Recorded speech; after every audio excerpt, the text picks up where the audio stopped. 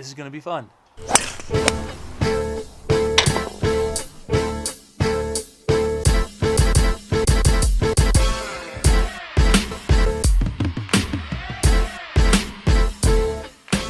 Cut that out. Wait, are we rolling? Oh, yeah. Crap. Welcome back to another video. Today is a little bit different. What are we doing today, dude? I don't know. What are we doing today? You haven't told me. Yeah. We're surprising our dad with a wedge fitting. Dad's been wanting a new 60-degree wedge for a while now. That's probably his most used wedge around the greens and on close range approach shots, right? Wouldn't you say? Yeah, that's kind of his only one. He doesn't ever try to take anything off of 56 or 52. Which I don't know why he won't, Yeah. but the strong part of his game is probably, what, 7 through 9 iron? Yeah, he's very uncomfortable within about 70 yards of the green. He gets stuck in between shot choices. Playing last weekend with one of our family members. The only reason he cannot break 90 is because he literally turns into butter knives when he gets around the green with his wedges. He just knifes it. I've never seen somebody hit a stinger with a 60-degree green side. We were camping and he hit off the tee at his 56 like 210 because he bladed it. Literally, his tee shots and all of his iron shots for the most part were awesome at Snohomish Golf Course. When he gets within 50 yards or even greenside, he has no feel. I think now he's finally has learned that where you can really gain your strokes back is 100 yards in it. It's your wedges and the flat stick. But anyways, yeah, so surprising Dad with a new wedge today. It's going to be awesome. It's going to be a lot of fun. Headed down to Puetz Golf, meet up with the fitter there. His name's Evan. One of the things I'm really looking forward to seeing, especially with this fitting for Dad, is, you've probably seen it too, he can get a lot of spin with that 60. Mm-hmm. Like, he can get that thing zipping when it hits the green. With check spin, I mean, I've seen him spin that thing back quite a bit, as far as like at least 3 feet when he spins it back, when he absolutely pures it. He's probably going to go with the exact same ones that he has on his current RTXs. Sure, yeah, sure. Evan said though we can try out a bunch of different ones too, just to see. He can compare and contrast, which could be cool, because that could either help Dad really nail down that he likes the RTXs, or we could put him into an existential crisis where he completely questions every wedge he's bought so far. Pretty cool. My wife is at home in labor, actually, so I don't know if you want to be bragging about that. You know what? She told me this was still okay, by the way. It's early labor, okay? But you know what they say, dude, right? Bro, married to the game. This is where you say absolutely. I can't bring myself to do that, dude. You're the one that's dressed up like sugar-free M&M, so why don't you... Nah, bro, I'm my own thing. I'm Skittle, bro. I'm Skittle. Where's he at? There he is. I just pulled in. I just need to hurry up. He's gonna roll his window up, put the steering wheel up, maybe grab a stick of gum. I don't know. He does a whole bunch of stuff. What is he doing? He's leaving. Okay, here he comes. There he is. I hope you actually did eat, because we're actually not going to lunch. Where are we going? All right, this is an early anniversary gift for you. We're meeting with my favorite fitter over at Puetz. We're fitting you and treating you to a brand new wedge. Oh, sweet. You're getting a fit. We're gonna go get you fitted, and yeah, brought you a golf shirt and everything. I'm good. I got a t-shirt. Now we'll head over to Puetz and get this rocking and rolling. Good, it felt awkward drinking before your baby was going to be born. Let's do it. You think we'll hop out and get his plug?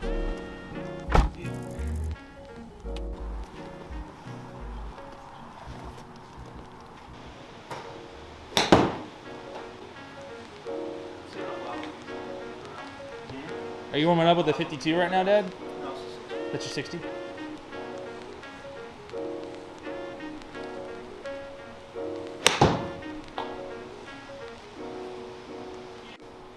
So this is Evan, obviously. Hi. How's it going? Thanks again so much, man, for taking the time. Yeah, no problem. So as far as when you do a wedge fitting, what are some of the key numbers you're looking at besides, like, I mean, you're looking at just like spin rate and then height at the apex, like that type of stuff, or what are some of the key markers? For the most part, a lot of people don't think about launch angle as a very important number with wedges, but I would say with wedges, it's pretty important to have them launching pretty low. You don't want wedges to get too high up into the air, then you can have some issues just controlling distance, and especially with the ball getting caught up in the wind. So we're really kind of just aiming for low launch, high spin is kind of the main thing. And we can play around with different wedges, different grinds and bounces to try and get into the right zone. As far as the key numbers you want to see with spin rates for wedges, does it vary what you want to see from the 52 to the 56 to the 60? Yeah, you want to see that spin rate going higher and higher. Okay. You're dealing with more and more loft as you keep going up. So ideally, we keep seeing that spin climb with more loft. And ideally, we don't see that launch climbing all too much. That's kind of the main thing. We still want to maintain a little bit of a lower launch and not see it ballooning too high up into the air. Okay, That would awesome. be kind of the main thing to watch out for. And truthfully, with his current 60 degrees, in a pretty good zone. These are my 52 and 56. But my 60 I've had since I was about these guys' age. Yeah. Oh, yeah. He's had that thing for a I while. don't know what the bounce is. Yeah. I think it's 12, isn't it? Or does it not even say? It does not say. I imagine those two dots are probably an indication of some type of bounce. Yeah. So what would you say that would compare to as far as like when they say full bounce for the RTX?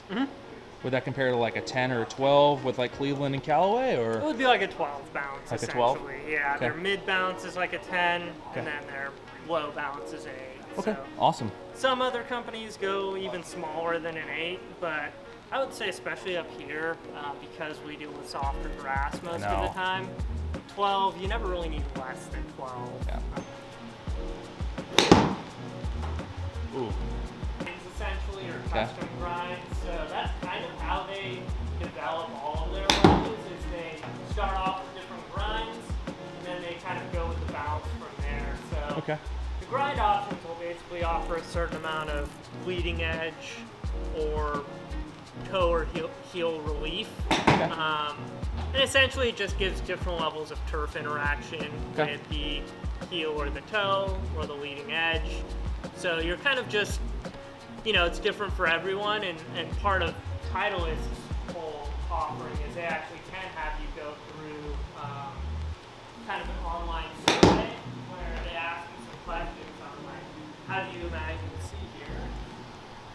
Saying the Vokey felt best if you're blind. Yeah, just by feel, yeah. I mean, just in terms of contact, I don't know what the number should be.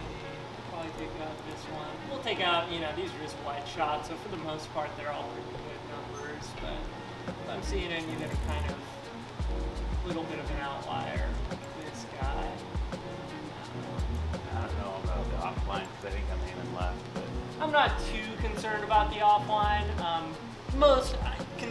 Dispersion may matter a little bit. We don't want you spraying it left and right, but if you're consistently like 3 to 4 yards left, that's something that you'll learn how to adjust to. One thing to keep in mind when it comes to something like grooves is grooves themselves don't actually increase backspin at all. oh, really? You could have a completely smooth face, and you would get the exact same amount of spin off of it than you would with a bunch of grooves on there. All the grooves really do is they create space for gunk and mud and grass to fall into during your Interesting. swing. Okay. So if you had a perfectly clean face on both, it doesn't matter how beat up the grooves are, it's still going to spin great. Okay.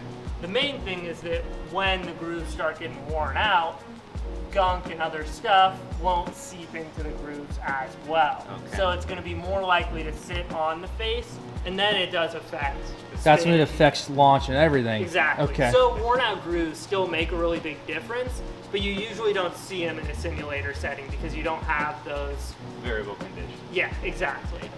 Truthfully, when we look at all these other numbers, they're all pretty darn close. Spin did really well with the Vokey, so when we look here, 20 or 10,200 on average, really good number.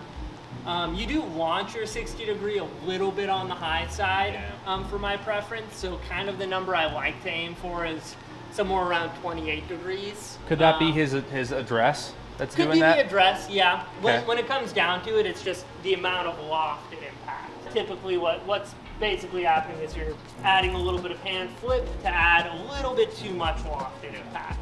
It's nothing that's going to kill you by any means, but Do you have a lot of guys they'll buy a 60 or even like a 58, but then they'll bend it 1 degree? potentially. Either way? The only thing I really advise against is bending a wedge strong, because then you take away bounce. Oh, And interesting. You do add bounce when you Okay. bend a wedge weak, but typically adding bounce is a lot better than taking it bounce. away, yeah. So we almost always want to bend wedges weak. If anything, we usually only bend them a degree or two. Sure. But ideally, you get them right the first time around, so you don't have to. Okay. And in your case, I don't think we would really need to make any bends. So are those high on the face for your taste?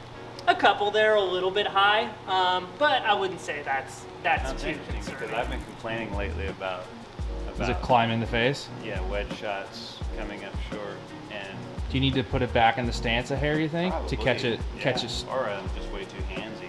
Sometimes you want to throw it in a little bit lower.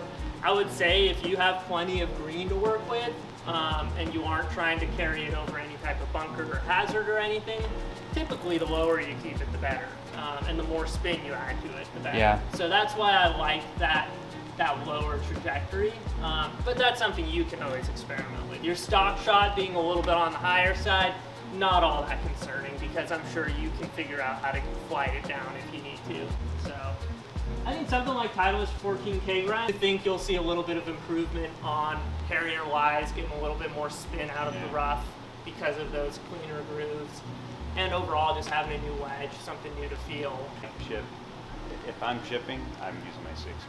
It doesn't matter. That's what we were just saying in the car on the way here. Yeah. It's just That's what I'm comfortable it's his with. old faithful, is the 60. It's the Totally. trusty Doesn't wedge. matter, tight lie, rough, 20-yard pitch or 10-yard. I mean, it's Oftentimes what happens if guys don't produce enough spin, there's one of two ways. You're coming in too shallow, you're kind of flipping the hands and you're coming up Yeah. at it. Yeah. Or you start de-lofting the club too much and And really getting coming stabby in. almost. Yeah, so Okay. you need to come down, but still apply enough loft to get the ball airborne Yeah. as well. So At this point, what do you think it just comes down to what he feels then? Because Yeah. if the numbers are all comparable, then it's just feel. for the most part, it's just feel. And what I would recommend at the end of the day is you need to get the club out on the course, or at least a short game area for a little while. Yeah. Try out some Harrier-wise. Try playing around with the face a little bit. The nice thing about picking up a new wedge is, through us, we do have a mulligan program. So if he ends up really hating the wedge out there, he can bring it back and trade it in for something else. Since you're buying a full price wedge, you can essentially have 2 months to play around with the wedge, take it out on the course as much as you like. And if you end up not liking it, something about the 14K grind isn't working for you, something about the feel of the Vokey, you can bring it back for full store credit towards another club. Well, Pop's going with the Vokey, huh? yeah. Oh yeah. Absolutely beautiful. Thanks, you guys. Absolutely. Pretty awesome. Stoked? Yeah. Ready to throw some darts? Yeah. Ready to beat you again. What did you shoot on Monday, by the way? You never told me. Did you think you were gonna go RTX? Just out of just the recency bias of playing those? Oh, it caught me off guard, so I didn't really know what I was going to end up with. But Yeah. when he started putting them all in my hands, I'm all about being blind to the brand. Yeah. Just And just going felt- with what felt felt best. best. Which it was not even close. Getting 10,000 RPMs every time on those swings is pretty freaking Now I just sweet. have to avoid the temptation of just swapping out my All the gap in 56. Or we could put him into an existential crisis where he completely questions every wedge he's bought so far. I can do it though, because I've been playing with the same driver for 4 years. So, The Maverick Max. yeah. Yeah. But I hit my 60 about probably more times, probably 3 times as many, twice as much on a typical round of golf.